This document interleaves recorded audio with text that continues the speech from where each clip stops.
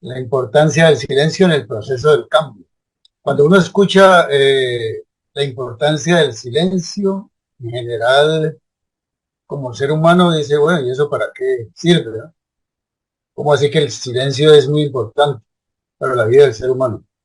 Yo creo que esa manera de ver el proceso del silencio y no darle la importancia que merecen, es debido a una educación totalmente tergiversada.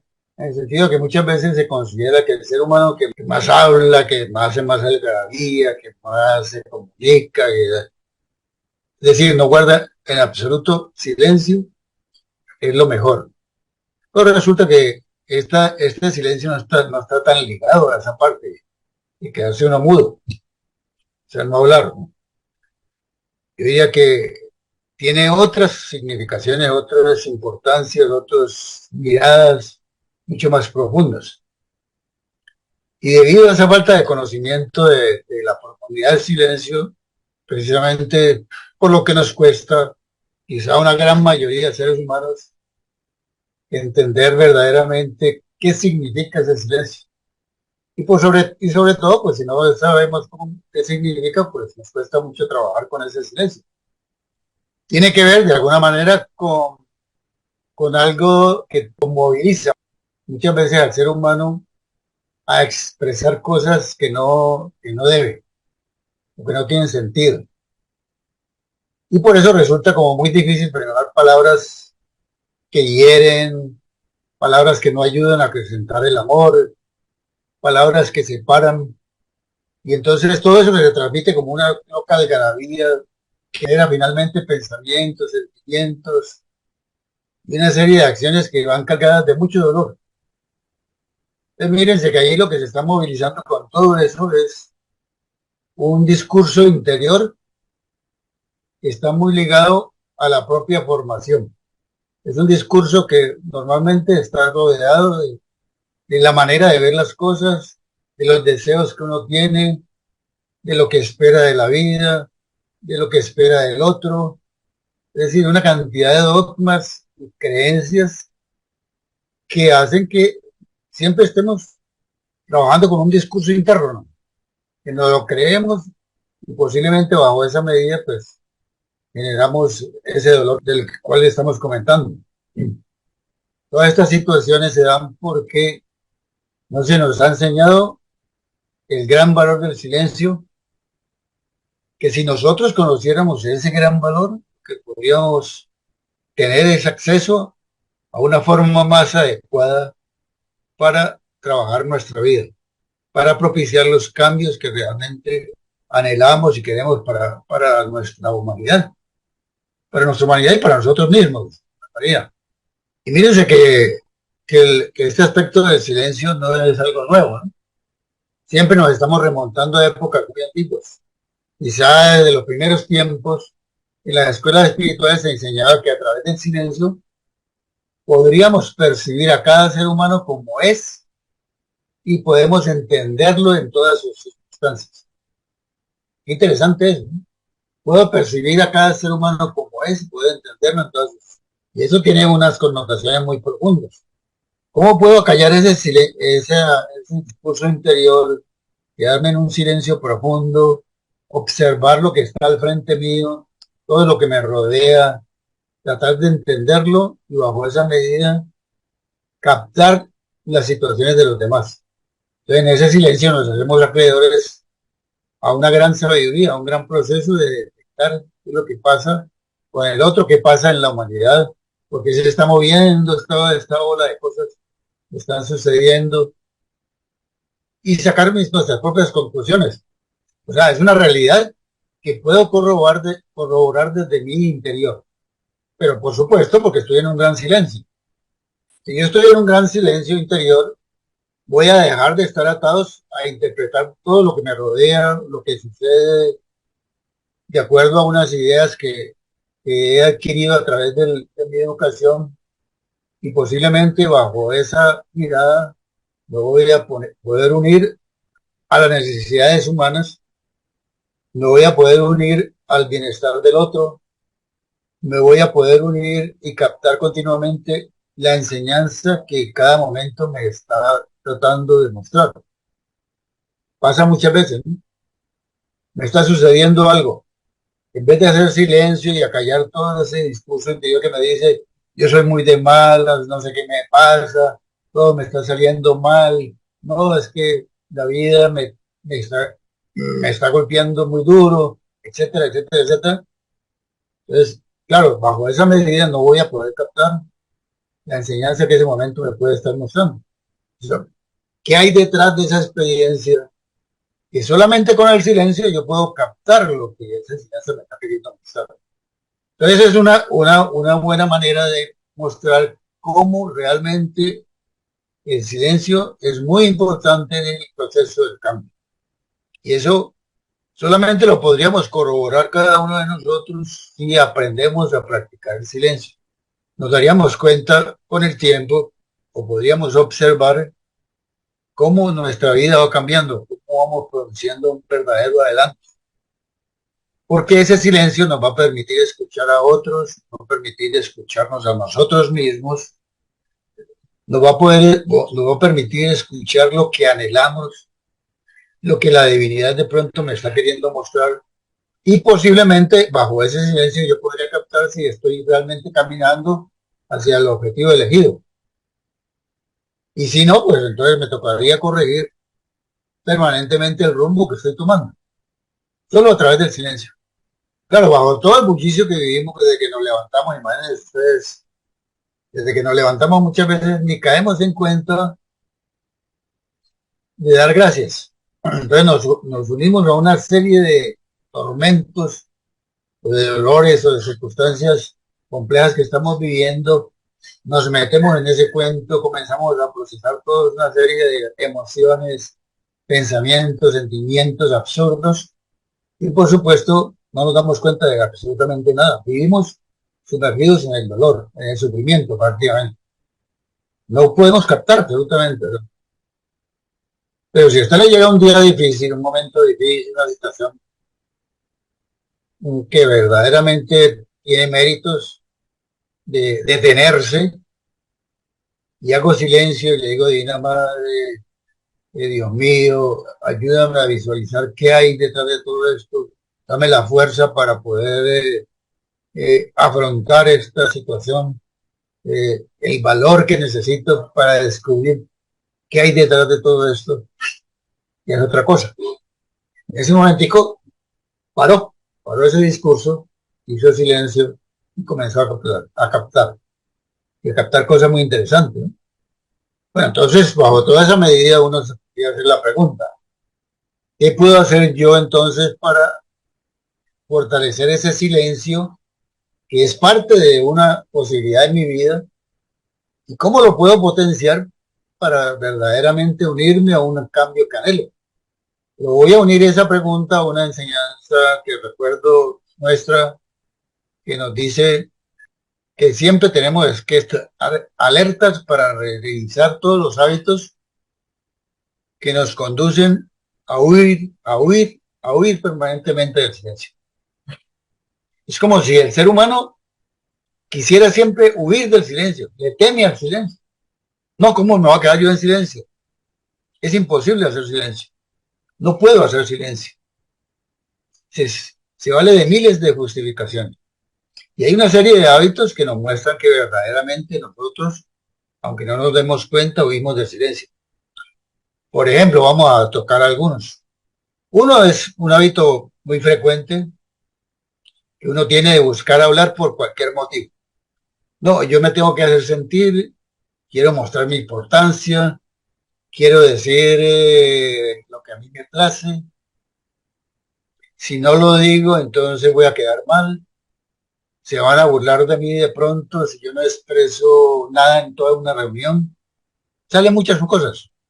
Fíjense que es importante entender el buscar hablar por cualquier motivo. Esto no quiere decir que no hablemos, ¿de acuerdo? Pero qué importante que uno pudiera decir lo que tiene que decir en el momento oportuno y que tenga un gran valor, que aporte algo. Pero ustedes se dan cuenta muchas veces, no sé si les ha tocado la experiencia, de estar en reuniones donde hay personas que piden la palabra 10 veces, 15 veces y prácticamente vuelven y dicen lo mismo, repiten lo mismo, repiten lo mismo. Uno dice, bueno, ¿para qué pide la palabra si no va a aportar algo diferente? Yo recuerdo algún personaje muy importante acá en la política, un amigo, ya desde hace mucho tiempo que fue gobernador del Cauca, y él tenía una característica muy hermosa, era que él, prácticamente las reuniones que iba, no era el político que se desbordaba en hablar y hablar y hablar, hablar. Prácticamente él nunca, bueno, decir nunca le hablaba, no. Prácticamente en las reuniones hacía un gran silencio y generalmente levantaba la mano a lo último. Pero cuando él levantaba la mano a lo último era porque él iba a aportar algo significativo.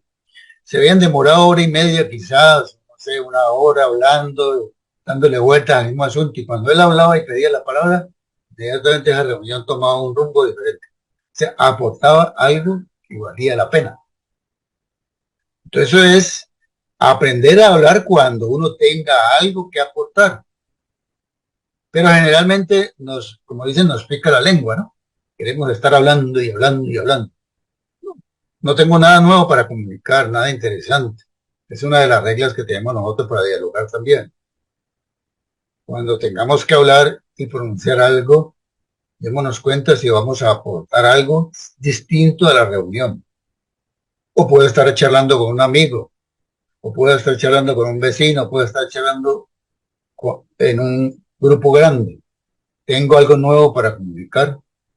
Si no, es preferible abstenerse de comunicar aspectos que muchas veces, aunque no me dé cuenta, están dándole importancia a mi vida personal o cuando pronuncio palabras están afectando a los demás. Entonces es un hábito bastante frecuente que uno observa. Otro hábito que también se observa es tratar de hablar siempre de una manera afanosa, porque no tengo con quién. Entonces busco y busco y busco y busco. No puedo estar en silencio. ¿Con quién puedo hablar? Puedo estar en la casa y si estoy solo y no tengo con quién hablar, entonces ¿qué hago? Prendo el televisor, paso canales uno tras otro, sin darme cuenta que eso lo que está tratando es de llenar mi mente de cosas. Pero me cuesta un trabajo muy grande hacer un gran silencio, estar en silencio, estar solo. Y eso es muy normal, ¿no? Estoy solo y lo primero que hago es prender la televisión, prender la radio, hacer cualquier cosa. Mirar el WhatsApp a ver qué hay ahí. Y a veces alimentar mi mente con aspectos que de pronto no me ayudan demasiado. Ese es otro hábito. Un tercer hábito puede ser y aunque es más sutil, es el de huir del silencio. ¿De qué manera? Buscando distraerse de cualquier manera, sin que uno tenga necesidad. Más o menos con lo que decíamos ahorita. Ahí está la película, ahí está la música, ahí está cantidad de cosas, revistas que no me ayudan. Busco cualquier cosa, pero todo eso tiene un contenido supremamente vacío. Pero mírense que, aunque esos hábitos son muy notorios, muchas veces no caemos en cuenta de ellos. No caemos en cuenta. Pues estamos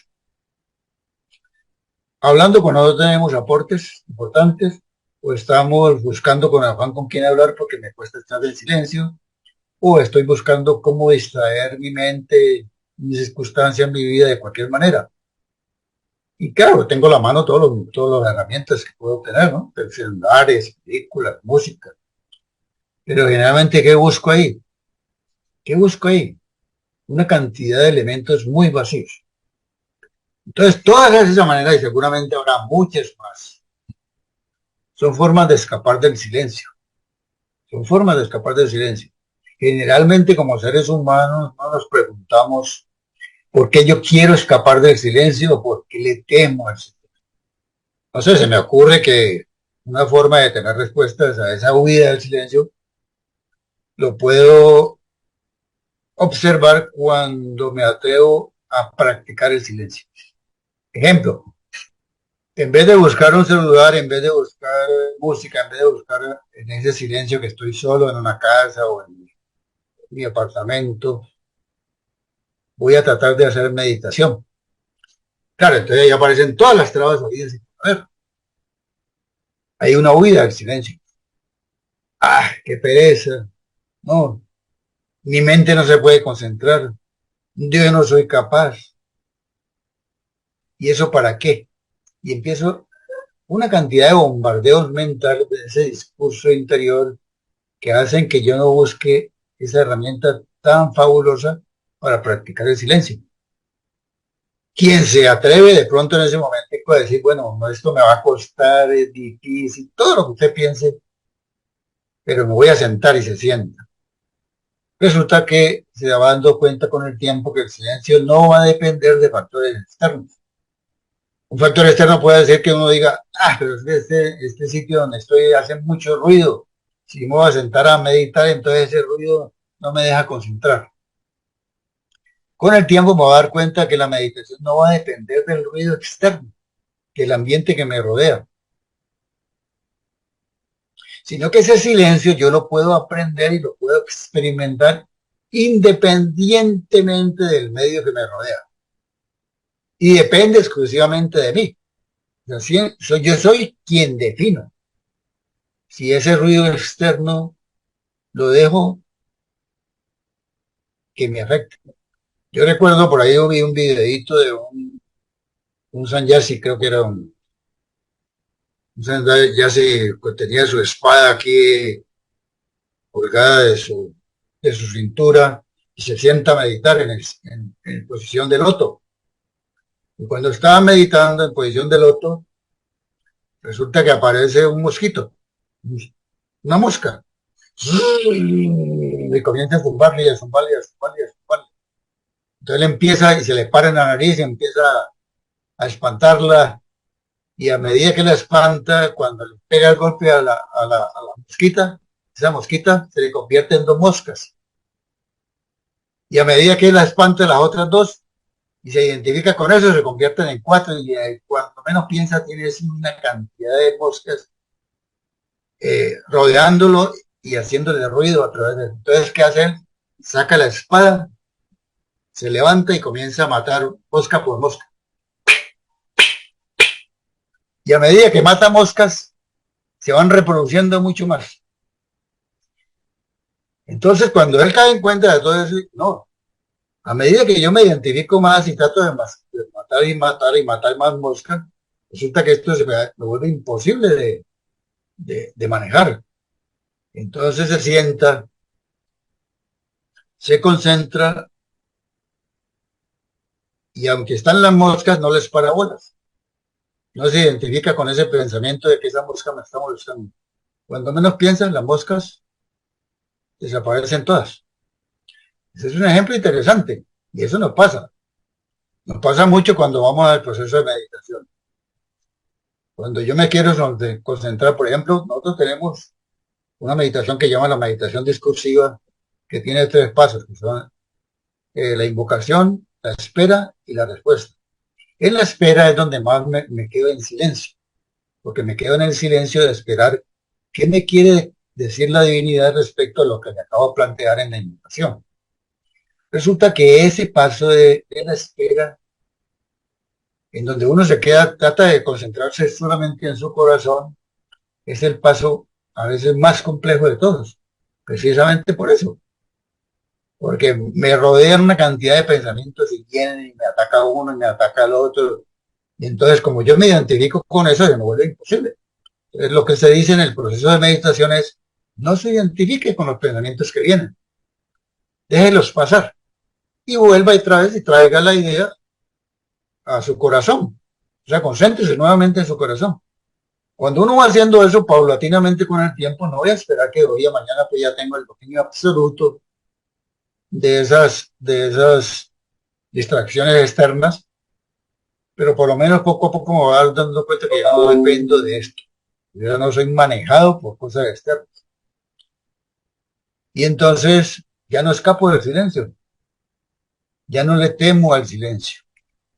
Otros aspectos que pueden indicar que uno le teme al silencio es porque de pronto en ese silencio va a descubrir muchas cosas que tiene que cambiar.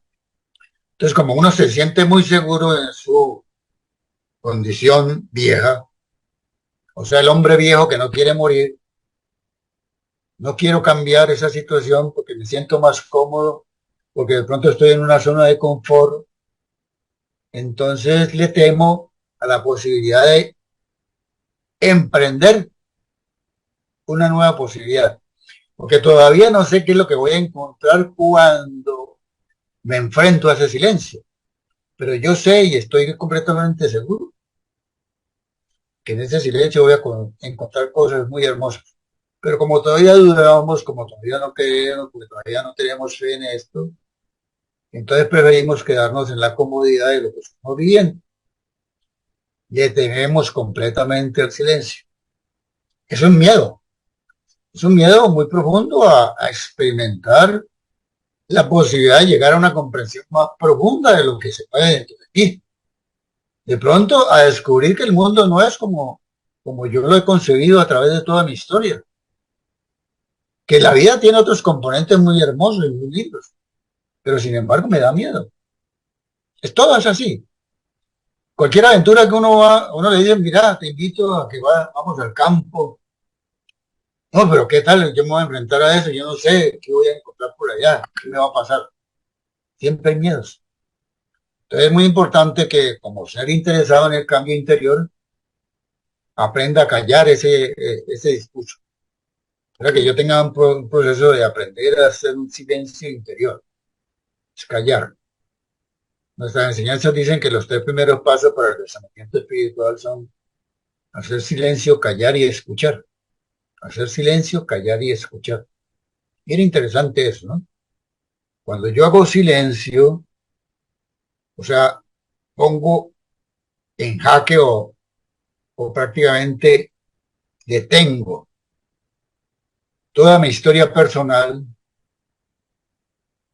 en ese silencio inmediatamente callo todo eso que me está pasando. O sea, todos esos discursos, los callo. Y automáticamente escucho. Y ese escuchar es la voz de la conciencia. La conciencia en ese momentico me está diciendo, mira, tienes que hacer esto. Entonces solamente a través de ese silencio y ese callar voy a poder captar o a escuchar hacia dónde me tengo que dirigir, hacia dónde tengo que dar mis pasos de una manera segura. Entonces ese callar no es quedarse mudo, ¿no? No tiene que nada tiene que ver con ese quedarse mudo. Hago un silencio, silencio y callo todo, absolutamente todo. Interesante porque poco a poco, aunque yo no me dé cuenta, voy a comenzar a desbloquear todo lo que hemos hablado un poco atrás. O sea, las palabras que voy a decir cuando tengo que decirlas son siempre palabras constructivas. Yo no trato de reproducir a través de mis palabras frases o expresiones que dañen a una persona o dañen a un conjunto, dañen a una sociedad. O por lo menos mis palabras ya no van a tener esa tendencia a hablar solamente de mí mismo, dándome una importancia, eh, por ejemplo, diciendo, es que yo tengo mucho dinero, es que yo he hecho muchos viajes, que yo he realizado estos y estos cargos, en realidad a mí me tienen en cuenta para todo, yo soy muy importante. O sea, mostrando ante los amigos y ante la sociedad que tiene una relevancia, que estoy en un círculo social, etcétera, etcétera, etcétera. Todo eso va a pasar a segundo plano. Ya no me interesa. Ya no me interesa y que la sociedad me aplauda, que la sociedad diga qué machera, ¿no? Ya eso no. Es un hábito hermoso. Ese hábito de callar o escallar ese discurso interior que está muy atado a estructuras egoístas, poco a poco me va a ayudar a controlar los procesos de la mente. Interesantísimo, porque la mente, como hemos dicho ya en algunas ocasiones, es la loca de la casa, ella hace lo que quiere. Esa mente es muy dispersa, ¿De qué manera se mueve? Generalmente se mueve no en ámbitos de paz, de armonía, no. Generalmente se mueve es en ámbitos de mucho dolor, porque me causa dolor a mí mismo y me causa dolor al otro, al que me rodea. ¿Por qué? Porque yo manejo mi propio discurso, un discurso totalmente absurdo, desconectado de una realidad que me estoy llamando en este momento. Únete al amor del corazón, únete a la paz interior, es lo que me está diciendo la vida en este momento. Sin embargo, yo estoy tratando de hacer todo lo contrario. Esa es una cosa hermosa, ¿no? Otro aspecto interesante es que a partir de la práctica del silencio, como entro en una quietud muy profunda dentro de mí, voy alcanzando una manera de visualizar más profunda cómo domino mis impulsos. La inteligencia emocional nos dice, a través de las acciones del ser humano muchas veces se maneja a través de impulsos inconscientes, que los tendría que trabajar, ojalá, con la mente racional. Pero no, ni siquiera llega allá. Él se deja manejar por el impulso inmediato, por la reacción que tiene. Y generalmente eso trae consecuencias muy nefastas. Ese silencio poco a poco me va a ayudar a darme cuenta de que hay cosas inconscientes que yo estoy manejando. Y comienzo a hacerlas conscientes. ¿A qué está pasando aquí? ¿Cómo reacciono? ¿Cómo miro? ¿Cómo observo? ¿Eh? ¿Cómo gesticulo? ¿Cómo hago muchas cosas? Me voy haciendo consciente. ¿Por qué hice silencio? Porque estoy haciendo un gran silencio. Porque me estoy acostumbrando a hacer ese silencio. Y entonces detecto como muchas veces realmente estoy dañando a los otros. Ahí estamos nuevamente corroborando lo que es el tema de la charla. Es que tomamos conciencia del sentido e importancia del silencio en el proceso del cambio. Pero todo esto es una teoría, ¿no? Y como hemos dicho, todas las teorías no vienen ni siquiera de nosotros, son teorías que vienen desde épocas muy antiguas, que solamente el ser espiritual, el ser que trabaja en su interior, va a tener que tratar de corroborar a través de su propia vida. Algunos dirán, no, pues todo lo que está diciendo es muy chévere, pero eso me parece extraño. Puede ser, ¿no? Pero corrobórelo, trate de experimentar, trate de ir más allá. Si yo trato de ir más allá, seguramente existirán muchas situaciones que podría comprobar con el hábito del silencio. ¿Cómo me doy cuenta? Ni siquiera a veces me doy cuenta. Por ejemplo, yo observaba alguna vez una persona que su postura ante la vida y físicamente era una postura toda rara, extraña, amanecía como todo agachado, donde manejaba, se mantenía como inclinado, ¿no? Y comenzó a hacer todo un proceso de vida interior, un trabajo donde, a través de la meditación, silenciosamente se va involucrando en el silencio. Hoy en día uno lo ve con una postura totalmente recta y no se ha dado cuenta. Se manifestó en su postura, por ejemplo, y seguramente en muchas otras cosas, pero por lo menos lo observable era que esa persona, uno decía, caramba, siempre anda como todo agachado, como que la vida le pesa demasiado. Hoy en día no. Posiblemente también quien practica ese silencio se va a poder enfrentar a darse cuenta realmente qué es lo que verdaderamente necesita para su vida, para cada momento, para cada instante.